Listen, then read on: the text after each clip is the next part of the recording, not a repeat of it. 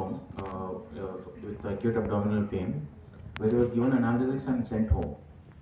The patient on that night did not have resolved. The symptoms didn't resolve on that night. So the next day, the patient went to a private hospital near his home, which was a multi-specialty center, where he had an ultrasound abdomen done, where the radiologist reported moderate free fluid in the peritoneum, and a CBP was run, which gave a hemoglobin of around 11 grams per deciliter. And his BP was recorded in that hospital to be 190 by 100 millimercury of millimercury. From there, due to financial reasons mostly, the patient was referred to higher center, and the patient arrived to us at a government setup in Gandhi Hospital, Hyderabad. On arrival, we evaluated the patient. The patient had tender abdomen, obviously acute abdomen, presenting since 2 days. And on examination, the patient had tenderness and generalized rigidity, generalized guarding without rigidity. So we got a chest X-ray, an erect chest X-ray and erect abdomen done. There was no air under diaphragm, so we proceeded with an ultrasound abdomen. On ultrasound abdomen, we found the same findings of moderate free fluid in the peritoneum, and we aspirated that free fluid, and it was found to be blood, dark blood. So we considered it as a neumoperitonium, and we immediately got a contrast enhanced CT abdomen done. So one more thing I forgot to mention: on arrival, the BP of the patient was 180 by 100 millimercuries. So on getting a diagnosis of hemoperitoneum, we shifted the patient to contrast enhanced CT, IV contrast. So while getting the CCT done, we had already sent CVP.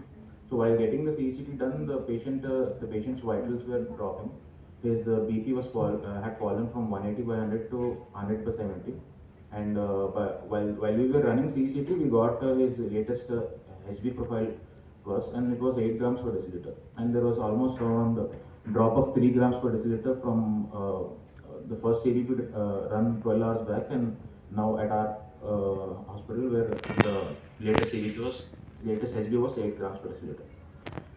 So after the CT was done, we shifted the patient to OR immediately because the patient's vitals were dropping, and we as surgeons, we looked at the CCT, and we got a diagnosis of splenic laceration and hemoperitoneum from the preliminary evaluation of that CT.